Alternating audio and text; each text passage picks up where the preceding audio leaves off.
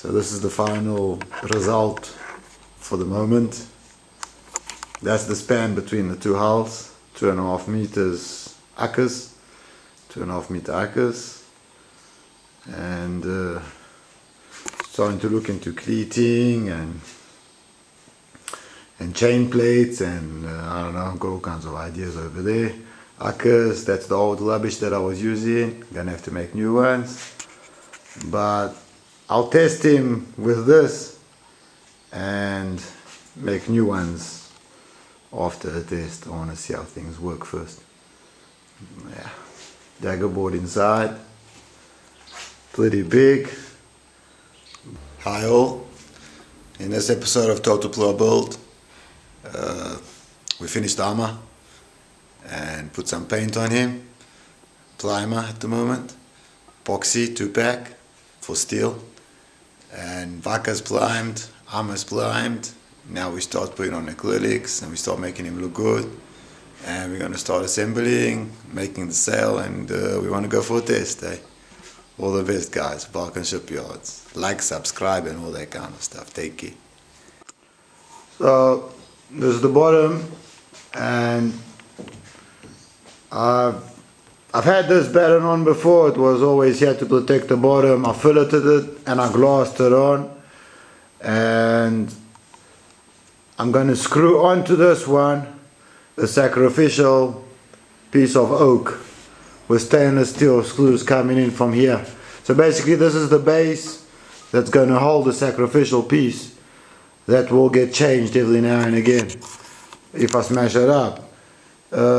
Now because it's a proa and the bottom is asymmetrical and stuff like that, I put this pattern on a slight curve like that. It's also to help the boat slightly go off the wind as much as possible, you know.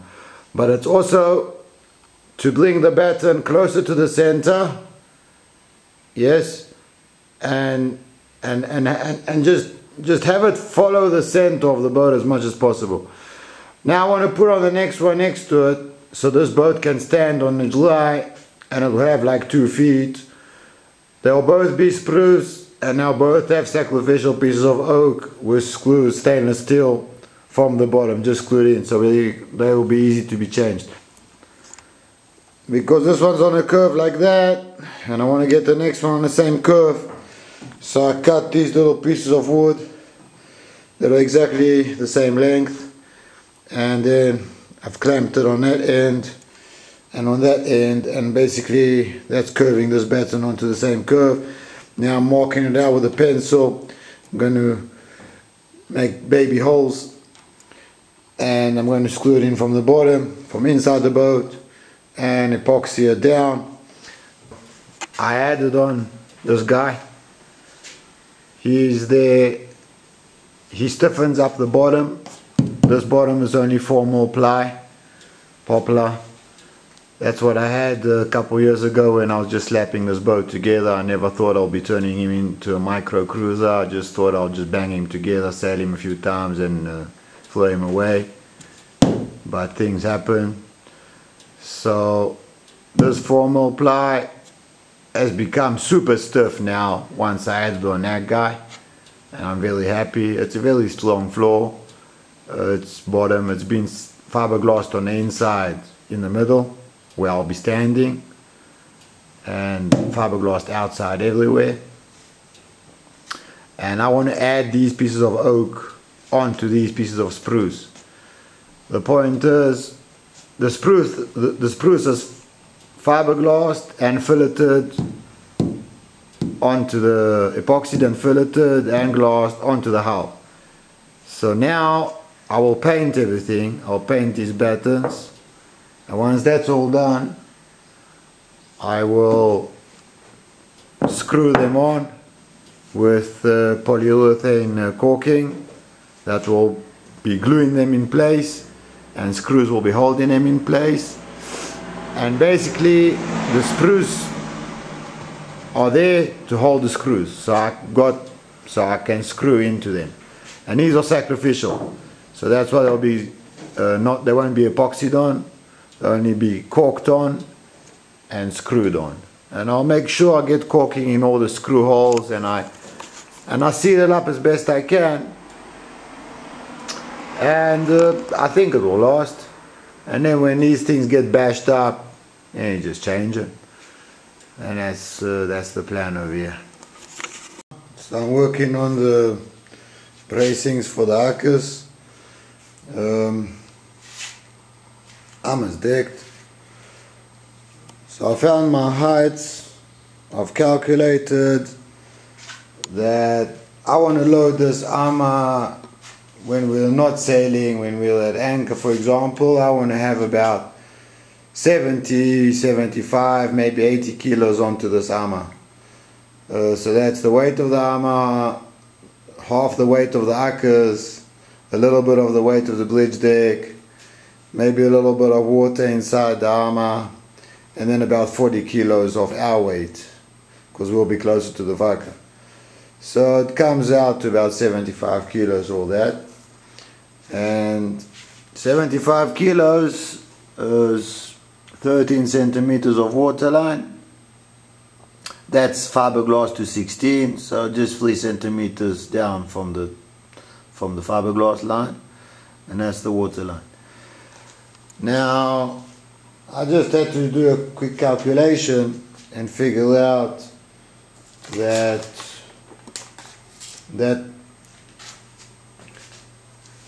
this has to be the bottom of the Vakas. So the Vakas on top over here gonna be. These things are gonna be coming on top of these guys, and the Vaka is gonna be sitting on top of them. And the bottom of the Vaka has to be at 30 centimeters, because that's what I did over here on the Vaka.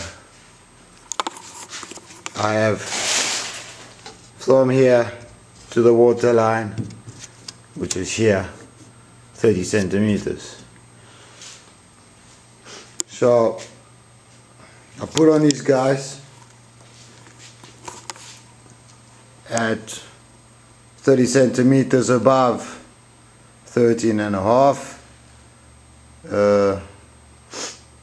Then with levels, I made sure the floor is level in this area and that the arm is sitting level. And I got my first one,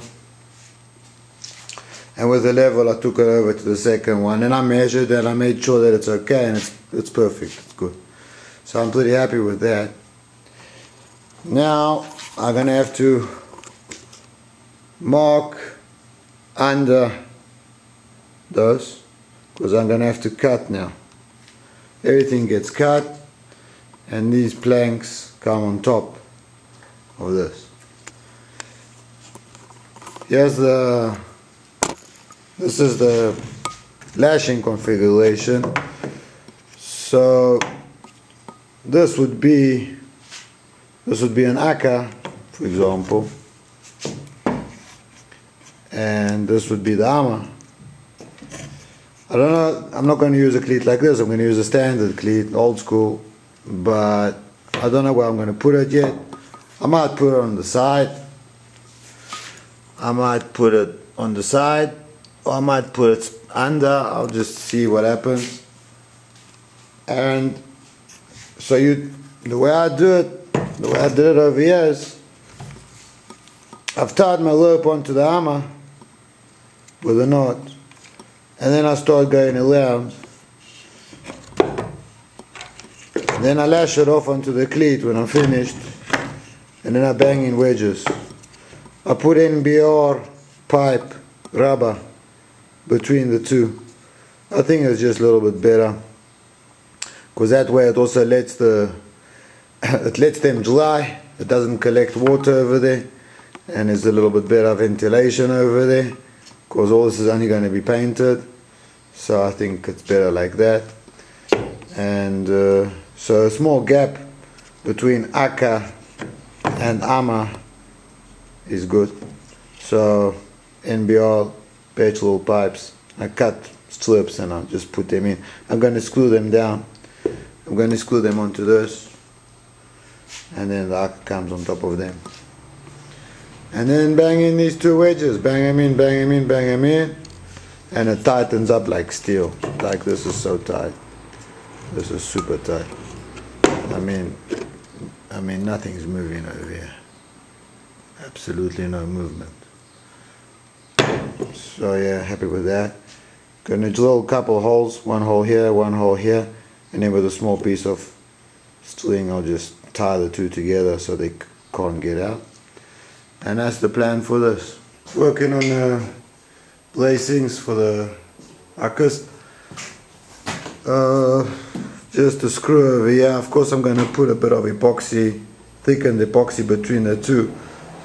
It will help to glue them together a little bit, but mainly it will fill up all gaps, and that's what you really want. You can't really glue a piece of wood onto a piece like this. The wood doesn't hold. So yes. Now the way I'm going to do it is I'm going to put on these guys. That has to get cut, but I'm leaving it slightly long. The lashing will come over here, or the Vaka. So basically outside, get lashed over there. The Vaka. That's the Vaka side, yes. And then the second lashing will be here. So this goes here. And there goes the lashing through this, yes. So there's going to be another one on the other side too. And this is the last piece. So really simple, you know. Once you put it on and you mark the lines, then you just drill 2 holes and with a jigsaw cut between the two. That's it. So we're going to glue that one with epoxy now. So just before I close it all up, basically, so I screw it in from here. I put thickened epoxy under that, and now this is glued down and screwed onto that. But it's a very weak joint, especially because your end grain, no glue holds on the end of a piece of wood. On the end you can't glue anything, it doesn't work. So then I wet it out and I put thickened epoxy on both sides, and then I'm going to screw these guys on. Here's a finished one. And basically, so the lashings will go through that. On the other side, the lashings are coming far out that way, so there's no problem. And those guys don't have any lashing holes in them, they come here. Another thing that I didn't want to battle with sanding the epoxy inside, so I can put paint on it and stuff. So I connected it all up only with the screws, and I painted the inside, primed it twice, painted it once. I did it everywhere, and I painted these guys too. But I marked with a pencil where I'm going to glue it on with the epoxy, and I didn't put any paint over there. I left it bare.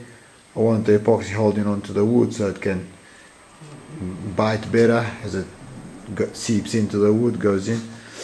And now once I put it on, like this one, it's done. It's all painted inside. Hope you can see. I can't. And that's how we do it. And I really don't care about the epoxy that's squished out on the inside and stuff like that, and it doesn't matter. It's all good. I'm not very happy with the strength of those spruce pieces that are holding up that, what you call it, that holds the Vaka. So this is the plan. So I drew it out over here on a piece of rubbish. Now I take it over to my fancy workbench. Now I take tracing paper. Now that the tracing paper is over,